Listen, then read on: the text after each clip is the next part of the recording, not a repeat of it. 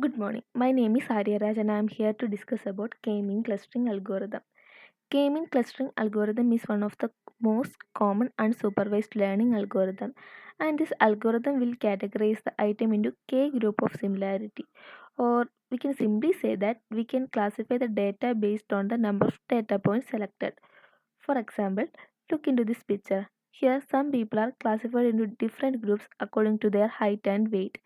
Here there are three groups that we initialized KS3, and we, we use the Euclidean distance to calculate the similarity.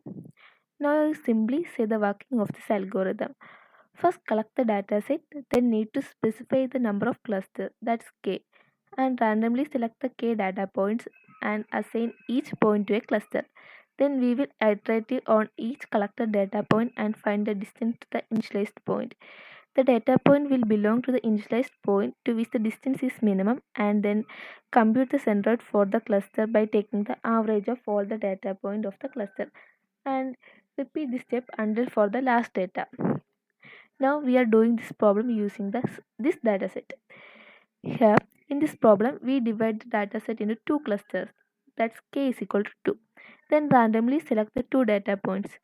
I select the first and second data from the dataset, and the first data point is in cluster 1 and second data point is in cluster 2, and these are called initial centroid. At the beginning I said that the similarity is calculated using Euclidean distance, that the distance between x, y and AB is calculated using root of x minus a the whole square plus y minus b the whole square. Now consider the first data point, that's 150 and then calculate the distance with the two centroid. For cluster 1 the distance is root of 150 minus 150 the whole square plus 50 minus 50 the whole square, that's 0. And for the cluster 2, 178 minus 187 minus 150 the whole square plus 75 minus 50 the whole square, that is equal to 44.6. Cluster 1 has minimum value, so data point 1 is assigned to C1. And next we take the second data point and calculate the distance with two centroid. Here for cluster 1 it's 44.6 unit, and for cluster 2 it's 0. Here second cluster has minimum value, so second data point is assigned to C2. And now we go for the third data point, that's 156.80. Distance between C1 and 156 and 80 is 30.5, and for second cluster it's 31.4. So cluster 1 has minimum, so the third data point is assigned to C1. Here we can see that there are two data points assigned with cluster C1. So we need to update the centroid of cluster 1 by taking the mean of their first cluster values, that's x value is 150 plus 150, 150 plus 156 divided by 2, and 50 plus 80 divided by 2, that's 153 and 65.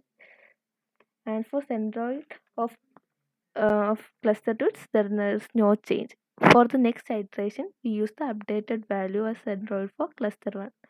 So for the fourth data point, that's 163.60, calculate the Euclidean distance for the two clusters. Distance between the C1 and fourth data point is 11.8, and for cluster 2 it's 28.3. Here also C1 has a minimum value of 11.18. Again we update the centroid for C1, so the new value centroid of C1 is 158 and 62.5, and there is no change for C2.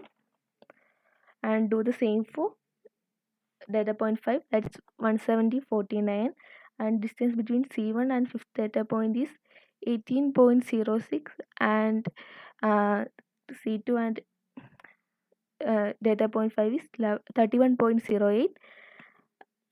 Again we are again C1 has minimum value, that's 18.06, and again we update the centroid for C1. Now the x value is 164 and y value is 55.7, and there is no change for C2. And finally consider data point 6 and calculate the distance between the two clusters. And data point 6 for C1 it's 20.7 and for C2 it's 9.4. Here C2 has a minimum value, so data point 6 is assigned to C2, and then update the centroid.